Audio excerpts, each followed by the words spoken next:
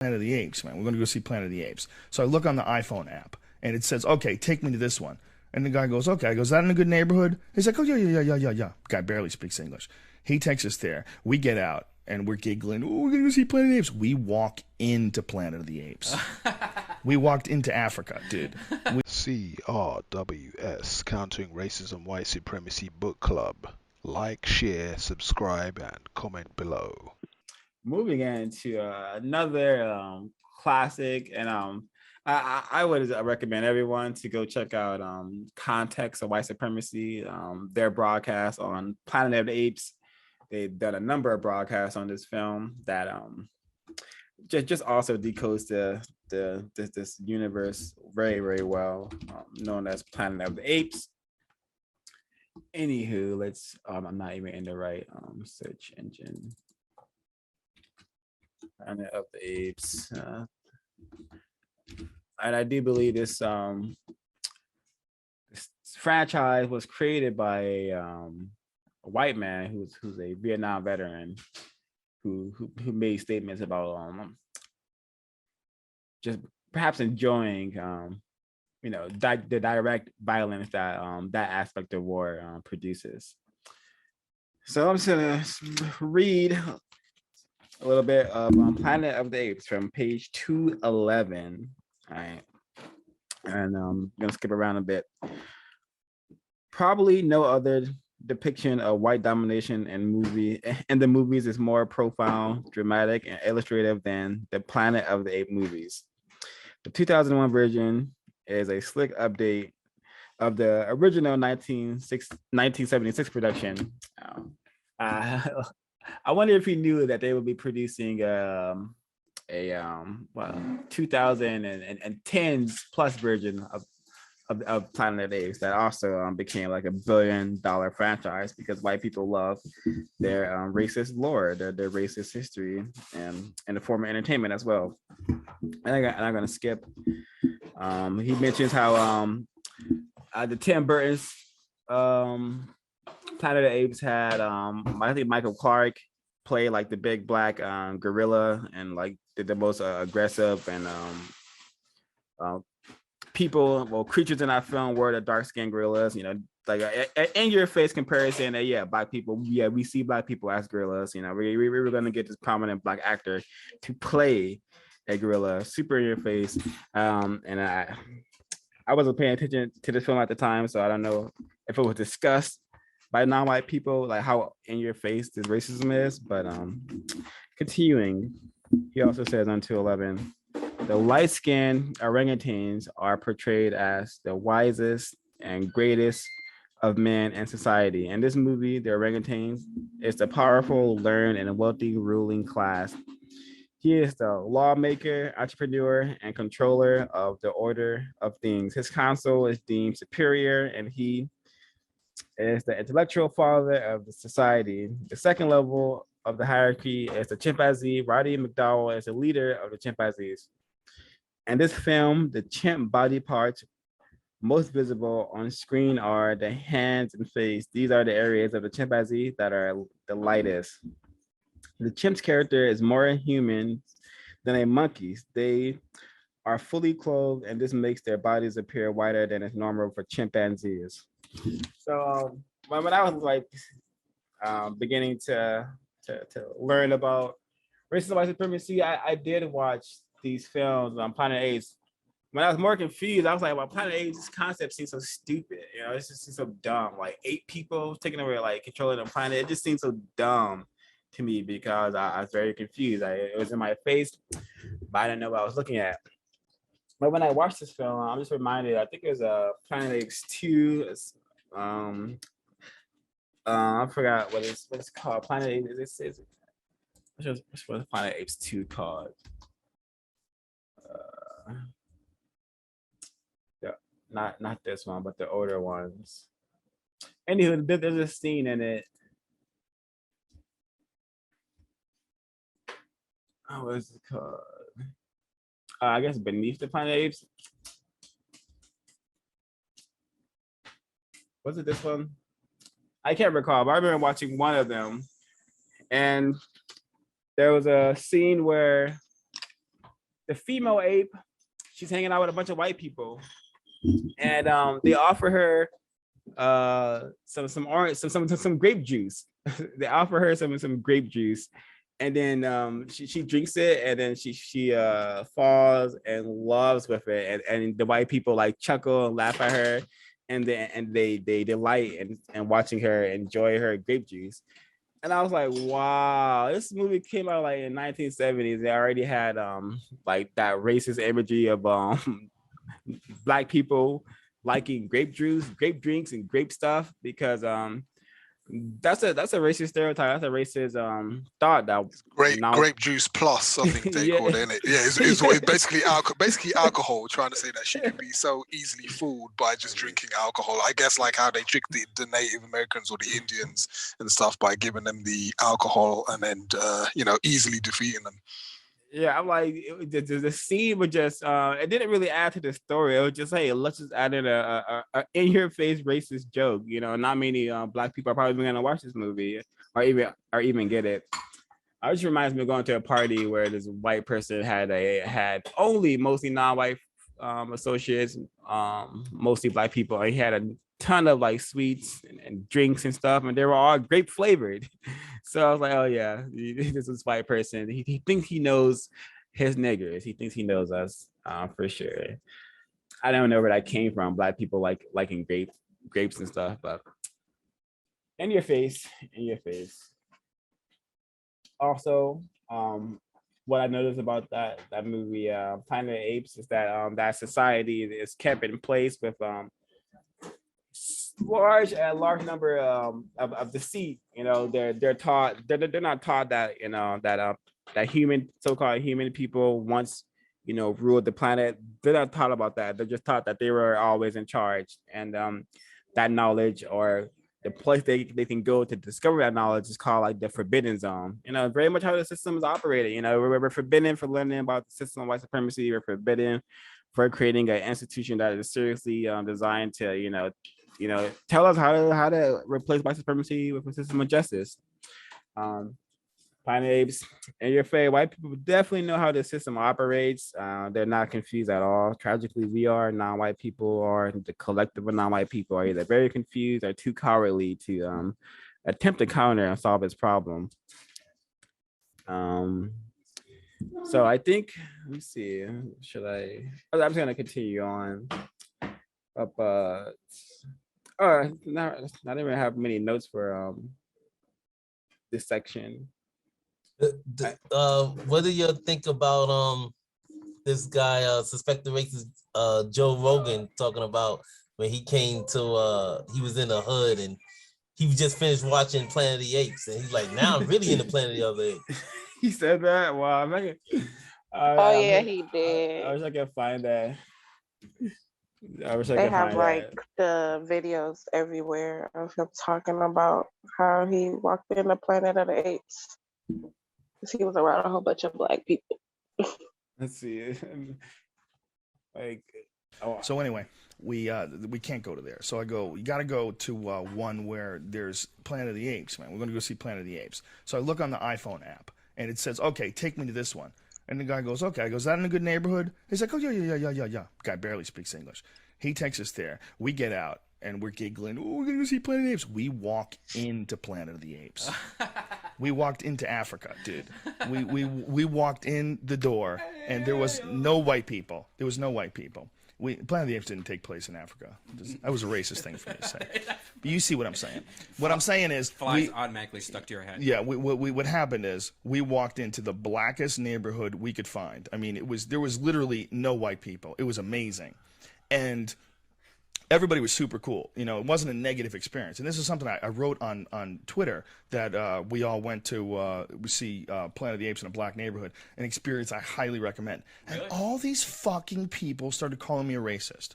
I mean, dozens of Twitter people, dude, I didn't know you were racist. Fuck you. Like, black people were saying fuck you. I'm like, listen, man, I am saying it was a positive experience. Yeah, I said party, I highly recommend it. And it was a black neighborhood. And we get in there, right? And we're so giggly high. We're like, oh my God, we're so high. And then I realized, like, whoa, everyone's black here. Like, well, I mean, everyone's black here. This is crazy. And then a bunch of people recognize me and they start want to taking pictures. And it's all good. Everybody's cool and friendly. Cool as shit. Like this guy goes, yo, man, where I know you from? I don't want to bother you, man. I'm not trying to use up your time. Where I know you from? I go, Fear Factor. I go, yeah, that's it. But it's the way he said it was like so cool. How many people and we're giggling. Oh, no one did the Smoke Rocks thing, but I took a lot of goddamn pictures. And like I said, super cool, super friendly. This is not a negative story. So then we go into the movie theater, right? It's me, Tommy, and like maybe there's another white person, maybe one other white person. Movie theater filled with black people, and they are having a good fucking time. And you know how people always complain that black people talk to the movie theater and talk to the screen? Yes, they do. Yes, they do. But it's good. It adds to the experience. Fucking, yeah. If that's what you know, and like, so the way I felt like, I'm like, look, I'm in their neighborhood. This is how they go to the movies. Who the fuck am I to be offended by how they like to go to the movies? They were at the movies, and I'm not saying all black neighborhoods do this, but this particular black neighborhood, these people brought babies, bro. I mean, there's a lot of people with babies. Yeah, I mean, it wasn't just one. These people in front of us walked in, and they had toddlers, like little 2-year-olds, sitting on their lap to see Planet of the fucking Apes at like 10:40 on a Friday night. Didn't give a fuck about Didn't give a fuck. Nothing. Didn't give a fuck. But I'll tell you what made me really nervous and made me feel kind of weird. Oh my God, was this is watching so all much. of these previews of all these different TV YouTube, shows or all these different movies. I think they'll let us keep this up. And I'm watching these movies, and all of them are about white people. Oh, weird. And I'm sitting there, and I'm going, "Wow, this is weird." Like, imagine being a black person. And I always thought, like, people would complain, like, I'd hear black people complain about, oh, there's no films for black people, there's no roles for black actors. And I'd be like, so go make a movie. What do you want from me? You know? But when you go to a goddamn movie theater with all black people, that's when you really feel it. I'm sitting there in the audience, and all these people are black, but every movie preview is white.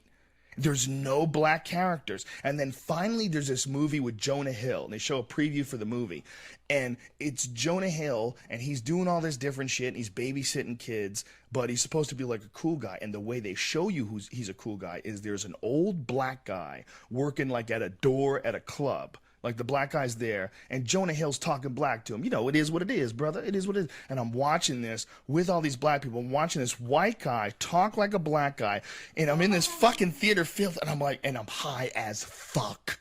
I mean, just barbecued, sitting there soaking in this experience, going, wow, this is fucked up. Like, no wonder why black people are angry and they feel disenfranchised. Like, they're completely removed from the mainstream cultural experience in a lot of ways. Like, there's a tiny percentage of black people that are included in movies. So finally, Planet of the Apes plays. Everyone's white in the movie except the bad guy. The bad guy is a black guy. And I thought it was so strange. And not only that, he's a bad guy who owns this giant company, and he has an English accent. It's like, not only is he but it's like you couldn't have a brother from Philadelphia that figured out how to own this corporation. It couldn't be a guy, even a brother that talks like a regular businessman type dude, you know, who's like, well, what we need to do is acquire this, and, you know, once we get that, and then we'll be on moving, and then we get in the Forbes, you know. No. This guy has an English accent. He doesn't sound like anybody you know. And this is the only black guy in the fucking movie. And I'm like, wow.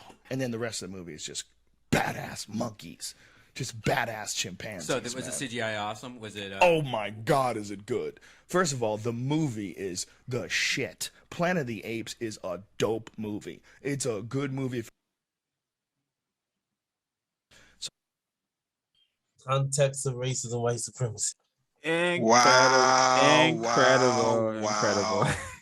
You know, that's a perfect example of how a white person will call you a nigger without calling you a nigger, right? There's a lot of people nowadays talking about Joe Rogan and saying like, oh, he's so horrible because he called black people a nigger. He called black people a nigger every time he talks about black people. He shows you exactly what he's about. And unfortunately, he got a lot of black people all around the world completely and utterly fooled. I know a lot of black people over here in London who are fans of Joe Rogan, who check out and I've been trying to tell them about Joe Rogan for years. They ain't listening to me. They don't listen to me at all. And this is how I prefer my white supremacists. I prefer them like that. I wish all white people talked about black people in this way. Then maybe more black people would get a clue, right? This is how they're supposed to, because this is what most of them think about us anyway. So that's how, you know, he what was it? He goes, first of all, he insults us first by calling us, by saying, "Oh, I walked into a black neighborhood. I literally walked into Planet of the Apes." So he calls us apes and monkeys, and then in the same sentence, then he says, "Oh, and by the way, I feel your pain. I understand what you guys must be going through. Oh, no wonder you're angry." This guy's a nasty, dirty white supremacist. I can't even say suspect, man. He's a racist.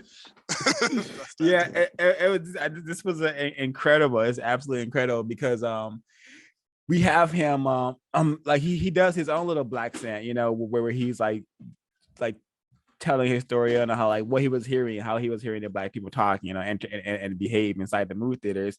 And then he goes on to discuss Jonah Hill's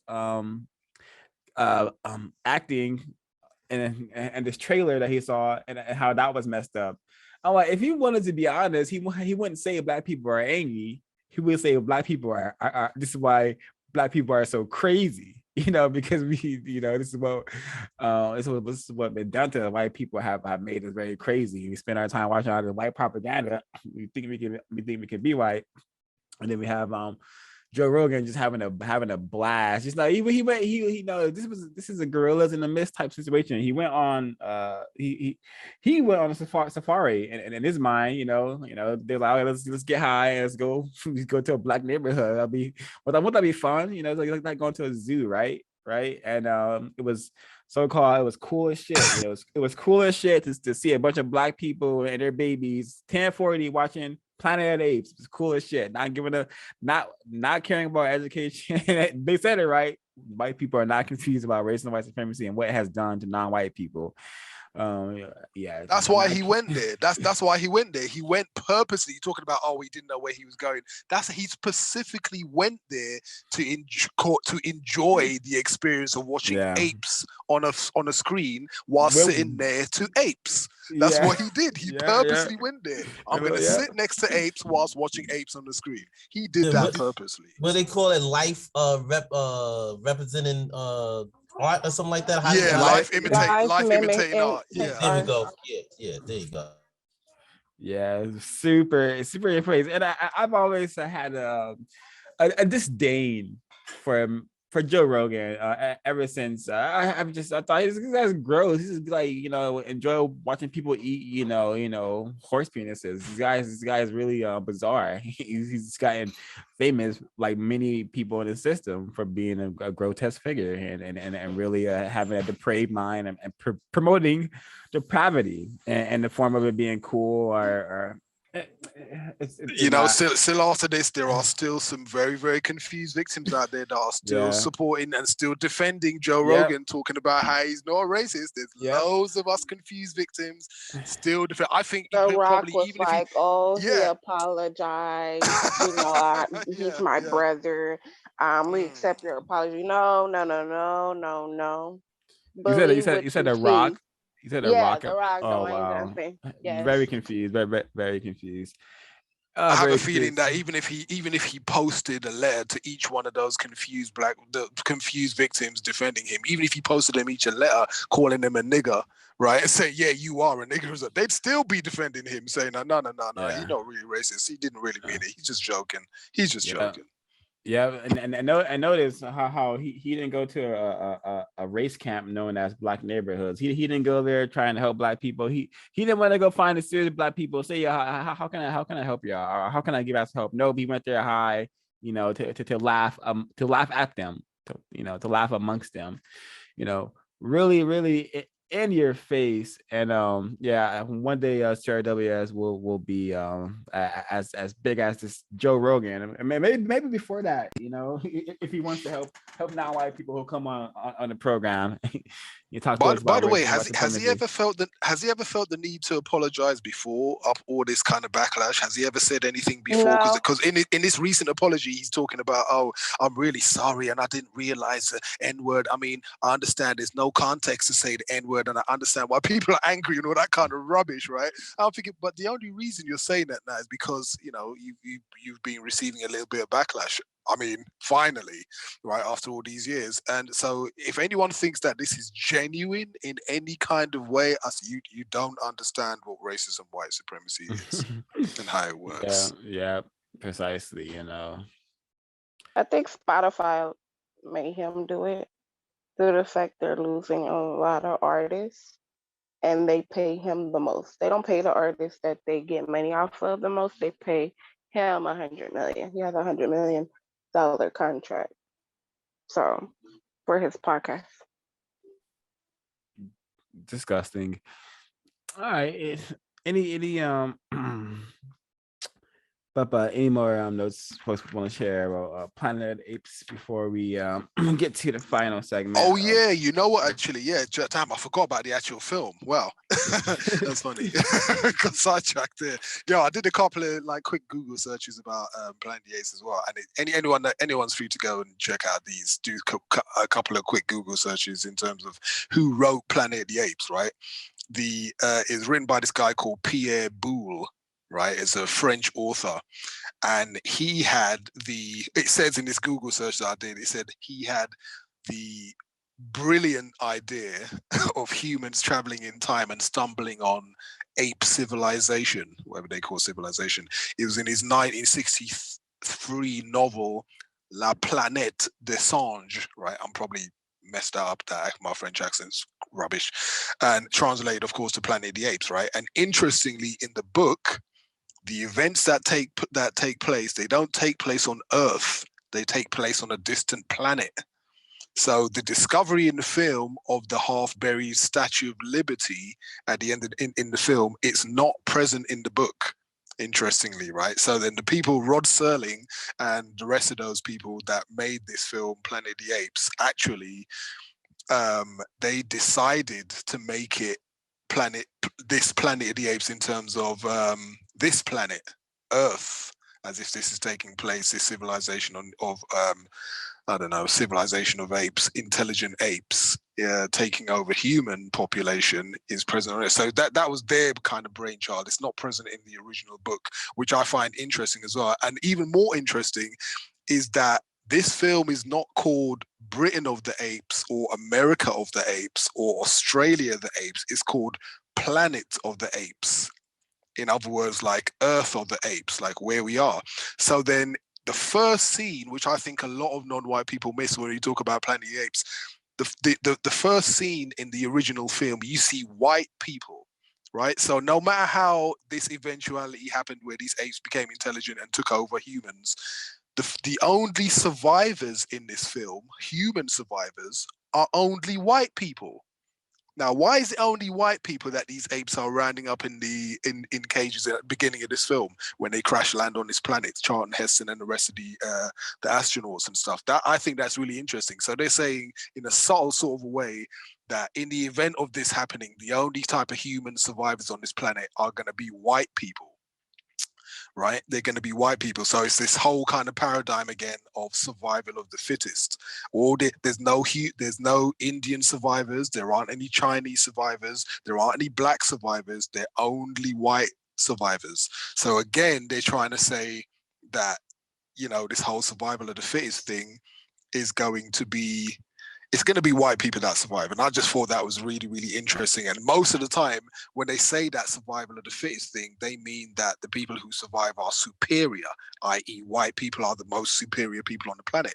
But then, is that necessarily the case? Right? Because this kind of stuff, you can find it in other films. You have it in Texas Chainsaw Massacre. You have it in Hills of Eyes, etc. In terms of, you see like a couple of really, really horrible psychopathic people and they go into a building and they kill the rest of the people in the building. Those people that survive in that scenario are savages. But does that mean that those people who have survived are superior to the people that they just killed? You know, that doesn't, just because the ability to kill people does not mean that you are superior to them. Right. So it's an interesting concept there, what they tried to kind of put over there at the start of that film. Right. So like the ability, like white supremacists killed off every single Tasmanian on the earth. There's not another, right? But does that mean white people are superior to those Tasmanians that they killed? Does it mean that the Nazis who killed off those other white Jewish people in what we call commonly known as the Holocaust, does that mean that the Nazis were superior to the Jewish people who they killed? I just think that's just white supremacist propaganda. And just before I finish as well, right? Also, remember Rod Serling and all that, he said he wanted to do this Planet of the Apes because it was about, he was influenced by racial struggles like the civil rights movement, etc. He's quoted as saying that, Rod Serling, and all the rest of the people that made those, that made this film, right? So then if you look at their behavior, if you look at their vision for that type of scenario, if they're talking about black struggles in this movie, then what about their portrayal of black people? They depict us as apes in the movie. They're depicting us as apes in the movie. So then, you know, and they're also trying to say that if we did gain any kind of power, what we would do is enslave, cage, experiment on, and kill white people. There's no evidence that this would happen, but you know, they may as well just practice racism, white supremacy in any way they can. And just one more thing as well, the astronauts on it as well. Charlton Heston, the other people, I think it's two other people, Charlton Heston, his character, then there's Landon and Taylor. That's the two white men. Now, they're given names that are not open to ridicule as well, but the black character is called Dodge. And Dodge is obviously killed, like straight away, right? He's killed. And then his corpse is stuffed and put into a museum in the film, right? So racist man and racist woman, they love to see black people dying on film and stuff like that. So I've got some more, but I'll just mute my line for now in case anyone else has stuff. Yeah, I would like to add, I haven't really watched all the films. Well, I think I'm not sure how many there are, but I know they had remade it, or there's number 2 or whatever. But I remember the very first one that I watched, and it gave me, what is that one film? The same thing for King Kong. It gave me King Kong vibes, and I used to play the game King Kong, so that's probably why I was familiar with it. But then as I was reading this section, it just reminds me of when white people describe black people, and they use words that would be descriptive of an animal, especially when they're describing like physique, or even when they're talking about how smart someone is, they always put it in terms of like an animal is barely learning something, like, oh, the animal learned to sit today, you know. So it's kind of interesting how I can't remember what page it's on. Let me see. I think it's page, I can't remember what page it's on, but it talks about how the gorilla is described like to be obviously a black man or a black male.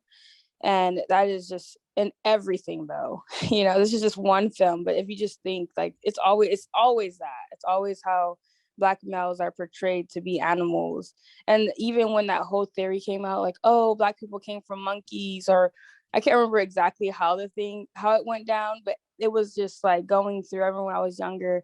Everyone was like, oh, black people came from monkeys, and then it turned into a joke, and then everyone was doing research. And I think there's even in some science books where you see like monkeys and then black people next to it. And then it's just like, oh, it's like evolution and they came from monkeys and all these things. But people really believe that.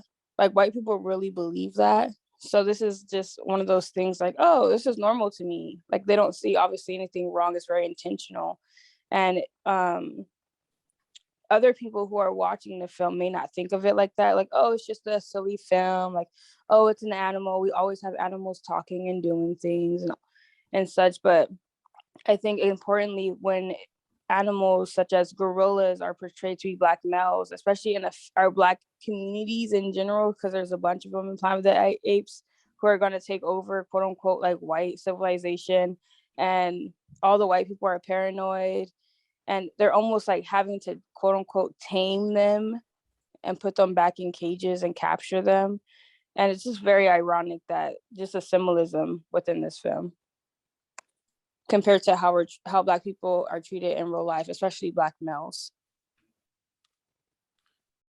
Yeah, thank you, Mr. Smoking Damages and Miss Nadia.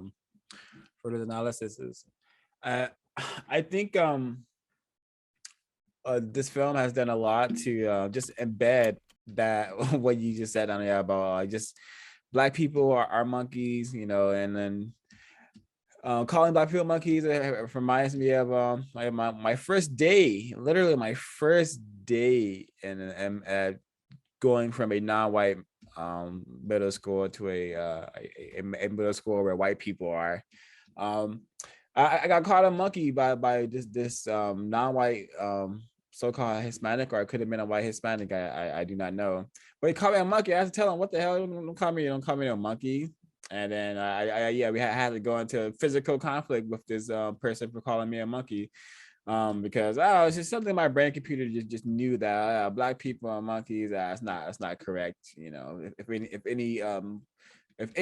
any person creature has a semblance to a monkey, it's a white person. They have the same complexion as literal monkey skin. So yeah, it's just not precise at all to make that comparison. But this is why this film is very, very popular, because it takes it's just that projection, you know, projecting all the just genetic inadequacies that white people feel they have, just to project it onto non-white people. You know, they're the so-called inferior ones. You know, they're the ones closer to monkeys, not us. You know, really, really, really bizarre. And yeah, this Dodge character, you know, that just that name, you know, Dodge. We have to avoid the blackmail, you know, we have to, you know, and then he just becomes creatureified, you know, taxidermed. Just whoa, like wow. Yeah, I don't just wow. I remember this part too, but just seeing the imagery, it's just wow. And also, they like to say, oh yeah, if Black people, non-white people got in control, you know, they would like dominate and terrorize us, just like they did to us. But you know, there's no evidence of that. There's no evidence that non-white people have the will or ability to like experiment on white people, to rape them and pretend like it's sex, to just control every aspect of their life and make them the children of the planet. There's no evidence that we have that will or ability to do that, but white people have that will and ability, and they're doing it 24/7, tragically and terroristically, evidently. So problem must be solved. We got to solve this problem. My only comment for this section, I haven't seen the original, so I saw the ones that came out a couple years ago. I think it was Dawn of the Planet of the Apes or Rise of the Planet of the Apes.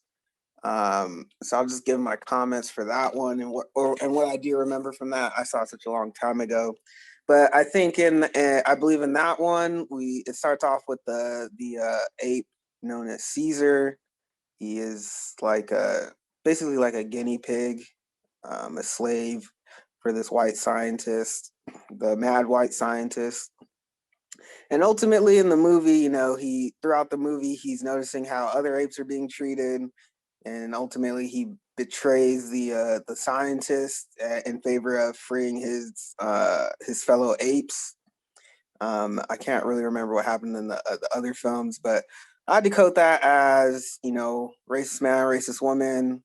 If you help these non-white, these Black people, if you give them any kind of knowledge, if you can share any kind of information with them, if you provide for them, they will stab you in the back and they will turn on you. So they can't be trusted. It's just best to keep them confused about their situation. You can experiment on them all you want, but keep them confused about the situation that they're in so that they won't get a hint, a licking of what else is going on the planet. So that's my only kind of decoding of that one. Yeah, and it's interesting how Rod Serling, like I said, when he's talking about how he had the idea of you know, civil rights movement, etc., what he called Black struggles and civil rights movement, and he got some of the ideas he wanted to portray that on the film. That's what he had in mind when he made Planet of the Apes. I just found that so interesting. And obviously the fire hose scene with Charlton Heston's character, he gets a hose He gets the fire hose treatment by one of the apes. I think it was a gorilla actually that was hosing him down in this cell, and that's supposed to be reminiscent of when non-white people. Sorry, when white supremacists use hoses on black people who rightly were resisting racism, white supremacy on the streets a long time ago. So I think that's an interesting part in that. And 05, you mentioned the Forbidden Zone as well. The place in the Planet of the Apes movie called the Forbidden Zone. Interestingly, the premise there is that the learned, wise orangutans, the light-skinned apes, obviously, right, apparently know the truth that the apes who now rule this planet were actually ruled by humans or white people before, who were vastly superior, not like the savage humans that they have on the planet now, who are inferior to the apes. And the orangutans have decided to hide this fact from the other apes or the other black people to prevent black people, the other apes, from going to the Forbidden Zone and learning and seeing the evidence of the truth that they once used to be ruled by humans, right? And I just say the racist subtext there is black people have to be protected from the knowledge that white people are in fact superior to us. That's what I got from that bit. And like I said before, it's so important for the victims of racism, white supremacy, to control our own narrative and portray ourselves and teach ourselves about our own victimization at the hands of racist man and racist woman, or else they'll tell the story for us. They'll tell the story. And when they do, you'll get nonsense like the happy slave on the plantation, like Gone with the Wind. You'll get the happy servant in The Help. You'll get black men are all bad in The Color Purple, right? So in conclusion, I'll just say every single Planet of the Apes film is just a ball of dangerous, racist nonsense propaganda generated by a racist man and racist woman. Precisely, and just the damage that this film can have on like a non-white child and a white child who watches this. It just wow, white people are masters of producing confusion and just okay. I believe that. Go ahead. Oh yeah. Yes, I did see Mr. Carter's hand earlier. My bad. Go ahead. No problem. Real quick, I just didn't know, because I did see the original Planet of the Apes, but I didn't know there was the black character in there. And it's funny, it's interesting because his name is Dodge and it's really close to dog. It's just really interesting. I think everybody's comment about it's been really informative for me. So I just want to thank everybody for that. I wanted to point out two things that I saw just from what 05 was putting on the screen. For one, I saw this white male kissing an ape, so some bestiality going on there. Didn't know that happened. And then when you put the Rise of the Planet of the Apes up, I saw the ape doing like the little fist, like the black fist on the San Francisco Bridge. I thought, Black wow, Power Fist, yeah, that is pretty racist. Like that is like a straight, comparison to black people protesting. I thought that was pretty interesting. I never really saw those images or noticed them.